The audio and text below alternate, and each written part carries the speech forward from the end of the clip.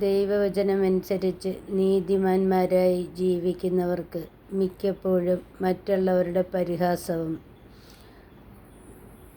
നിന്ദയും കേൾക്കേണ്ടി വരും.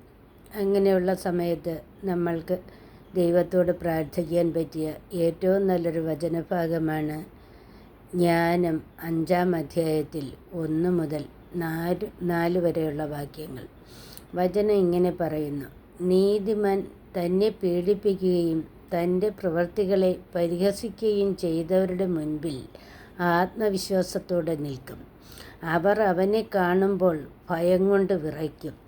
അവൻ്റെ അപ്രതീക്ഷിത രക്ഷയിൽ അവർ വിസ്മയിക്കും. അവർ പശ്ചാത്താപ വിവശരായി ദീനരോദനത്തോടെ പരസ്പരം പറയും: ഭോഷന്മാരായ നമ്മൾ ഇവനെയാണ് പരിഹസിച്ച് നിന്ദയ്ക്ക് പര്യായമാക്കിയത്. ആമേൻ.